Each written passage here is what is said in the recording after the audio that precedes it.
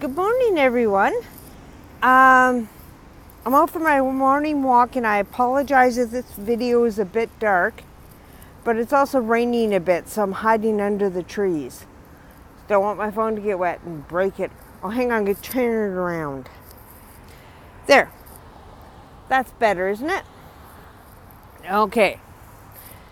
So by now you've probably heard that Gord Downie of the Tragically Hip has passed on due to brain cancer.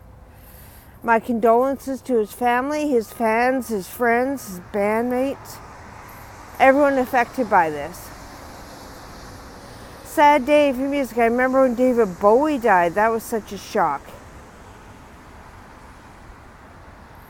And we're coming up to, let's see,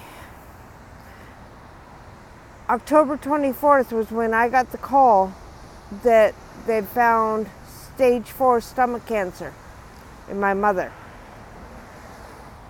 So cancer does hit home for me too. But what I want to know is, when is the medical, how do I put this? When are people going to wake up? Now remember, I'm not a doctor. This is all opinion only. But there's been anecdotal evidence that the ketogenic diet kills cancer cells. The theory is that cancer feeds on sugar. And look at how much sugar is in our diet. Not only that white stuff, but all the grains that we're told we have to eat. It's time that I think doctors and that took a step back. But the problem is that the pharmaceutical companies are pretty powerful. They've got a lot of money for lobbying, etc., and they're funding research. So, of course, things are going to go their way if they're paying the money. But that's just an opinion. I don't know. But then, it's the same with heart disease. For years, for decades, they've been pushing low fat, saying that fat causes heart attacks. LDL, cholesterol, and you have to go on a statin drug and lower your LDL cholesterol. Well, they're also finding that people with low LDL die sooner than those with high LDL. At least that was people over 60. It is, they won't admit that they've got it wrong. They did a study of over 130,000 patients that came into hospital with heart problems, tested their lipids. 75% of them had normal to perfect cholesterol levels. So instead of admitting, hey, maybe we got this wrong and it isn't the lipids, it isn't fat, what does the medical field do?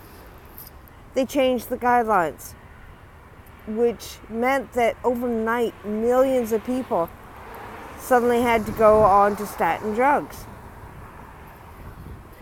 And statin drugs, like anything you put into your body, has side effects.